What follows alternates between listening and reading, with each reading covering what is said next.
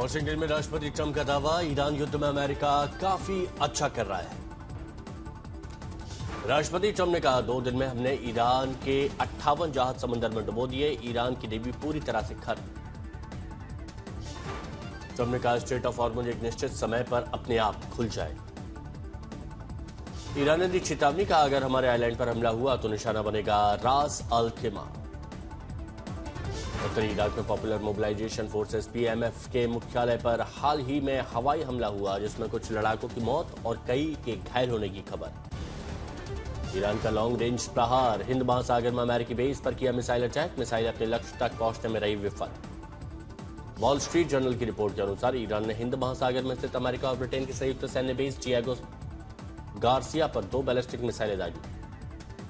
तेल अवीव और West Bank पर ईरान ने दागी मिसाइलें। अमेरिका, इजराइल और ईरान में जारी जंग के बीच ईरान ने इजराइल के रिहायशी और रणनीतिक इलाकों पर मिसाइलों की झड़ी लगा दी। तेल अवीव और कब्जे वाले वेस्ट बैंक के ऊपर दर्जनों ईरानी मिसाइलें देखी गई, जिससे पूरे क्षेत्र में सायरन गूंज उठे। मध्य पूर्व में जारी युद्ध के बीच अमेरिकी ट्रेजरी विभाग ने एक महत्वपूर्ण जनरल लाइसेंस जारी किया। आदेश में समुद्र में पहले से मौजूद ईरानी क्रूड ऑयल और उत्पादों की बिक्री की अस्थायी अनुमति दी गई।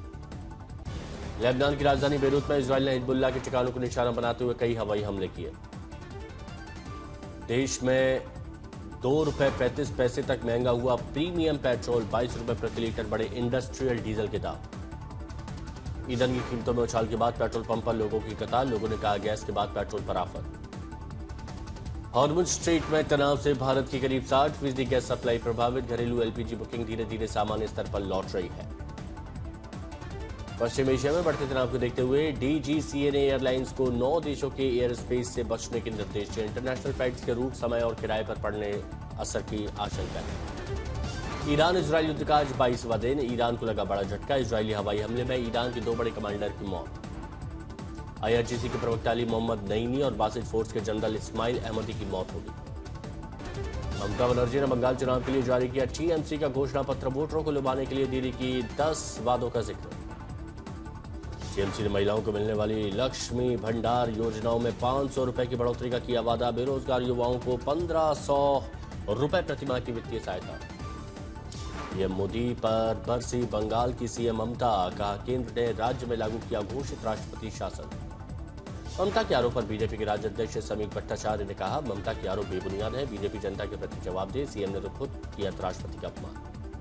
टीएमसी के घोषणा पत्र को बीजेपी नेता लॉकेट चटर्जी ने बताया झूठ, कहा ममता की पार्टी को वादा करके बोलने की आदत पिछले 15 साल में नहीं किया विकास। सूत्रों के हवाले से खबर, बिहार में सीएम और विधानसभा स्पीकर बीजेपी के, तो वहीं 2 डिप्टी सीएम जेडीयू के हो सकते हैं। राज्यसभा चुनाव के दौरान वोटिंग प्रक्रिया से अनुपस्थित 3 विधायकों को कांग्रेस ने नोटिस जारी किया, 1 हफ्ते के भीतर जवाब मांगा। पुडुचेरी विधानसभा चुनाव के लिए एनडीए गठबंधन में सीट बंटवारे पर सहमति बनी। एआईएनआरसी 16 और बीजेपी 14 सीटों पर चुनाव लड़ेगी। केरल चुनाव पर राहुल गांधी का आया बयान, कहा जनता को यूडीएफ पर पूरा भरोसा, जनता बदलाव के लिए तैयार। केरल पार्टी कांग्रेस कमेटी के अध्यक्ष सनी जोसेफ के भाई शादी जोसेफ बीजेपी में शामिल, बीजेपी सांसद सदन शेख तनावड़े ने शामिल किया।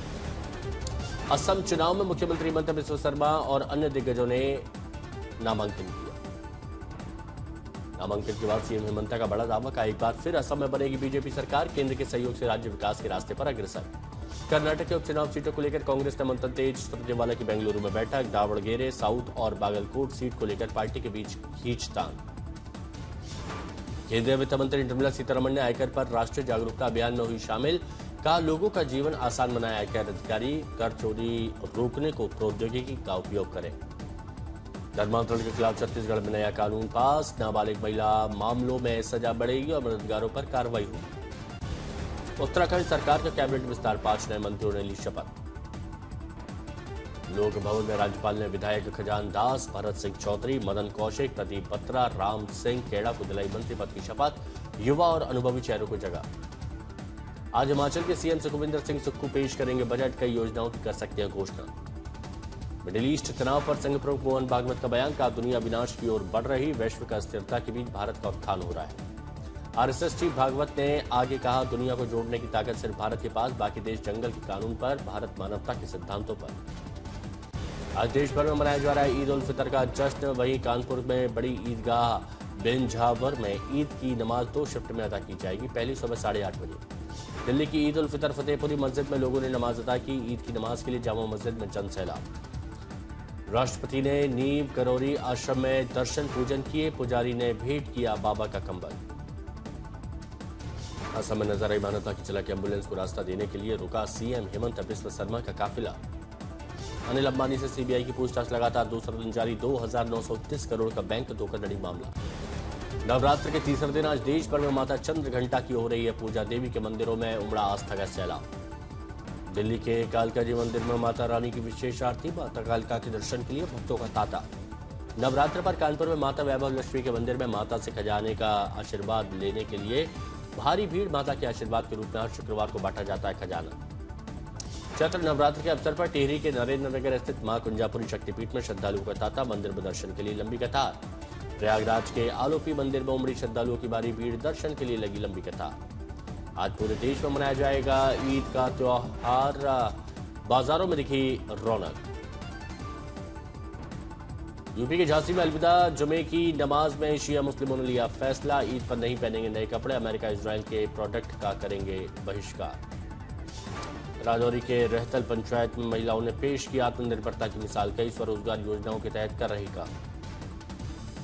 बीड़ जिला अंबाजोगाई के किसान का कमाल। मात्र 4 गुंठा यानी करीब 4,000 स्क्वायर फुट जमीन में पुदीने की खेती से कमाए 5 लाख रुपए।